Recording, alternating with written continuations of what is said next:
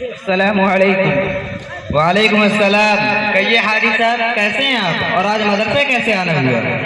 میں تو ٹھیک ہوں مولانا صاحب، کئی دن سے آنا چاہتا تھا مگر موقع نہیں ملا۔ فرمائیں کیا بات ہے؟ ویسے مدرسہ ہم سب کا ہے، آتے رہنا چاہیے، یہ بھی ایک طرح کا تعاون ہے اور بچوں کی اچھی تعلیم اور تربیت کے لیے ضروری ہے۔ ہاں میں بھی اسی لیے آیا ہوں کہ اپنے پوتے کے لیے کچھ بات کروں آپ سے۔ جی کہیے، بچوں کے حالات کیا ہیں؟ گھر پر وہ کیسے رہتے ہیں؟ پڑھتے بھی ہیں یا صرف موبائل پر پورا وقت برباد کرتے ہیں؟ اصل میں مولانا صاحب، میں نے اپنے پوتے کو آپ کے مدرسے میں یہ سوچ کر داخل کیا تھا کہ ڈھنگ کا آدمی بن جائے گا، نماز روزہ اور تلاوت وغیرہ کی پابندی کرے گا، مگر یہ تو گھر پہنچتے ہی کبھی بیٹھ کے تو کبھی موبائل میں مست رہتا ہے، نماز پڑھنے بھی مشکل سے جاتا ہے۔ اچھا، یہ تو بڑی غلط بات ہے، آپ کے ساتھ اسے بھی مسجد جانا چاہیے۔ ہم لوگ تو مدرسے میں نماز کی تاکید بھی کرتے ہیں اور ہر وقت نگرانی بھی ہوتی رہتی ہے، مگر گھر پر آپ بھی سختی کریں، بلکہ اپنے ساتھ ہی مسجد لے جایا کریں۔ ارے مولانا صاحب، نماز میں تو میں بھی بہت بچہ ہوں، ویسے اللہ پاک نے مجھ کو سب کچھ دیا ہے۔ میری خواہش تھی کہ میرے پانچوں بیٹے مدرسے میں پڑھ کر کچھ بن جائیں، سب کو مدرسے میں داخل بھی کرایا مگر ایک بھی پڑھ نہیں سکا۔ اس وقت سب باہر ہیں، اچھا پیسہ کما رہے ہیں، سب بچے بھی یہی چاہتے ہیں اور میری بھی تمنا یہی ہے کہ بیٹے تو نہیں بن سکے، پوتے ہی حافظ عالم بن جائیں۔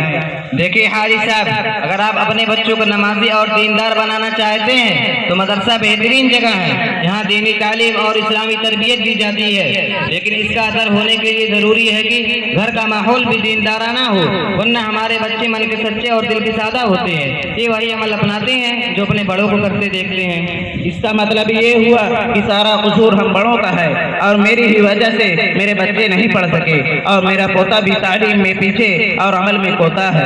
بالکل حاجی صاحب، مدرسہ واشنگ مشین نہیں ہے کہ بگڑے لڑکے مدرسے میں داخل کرے اور وہ دودھ دلا کر عبدالغنی اور شبلی بن جائے، بلکہ اساتذہ جس طرح اپنا خون جلا کر تعلیم و تربیت میں محنت کرتے ہیں، اپنی خواہشات کا گلا دبا کر آپ کے بچوں کو دن رات پڑھاتے لکھاتے اور سکھاتے ہیں، ویسے ہی بچوں کے گارجین کو بھی چاہیے کہ وہ توجہ دے، ورنہ ایک ہاتھ سے تالی نہ بجی ہے نہ بجے گی۔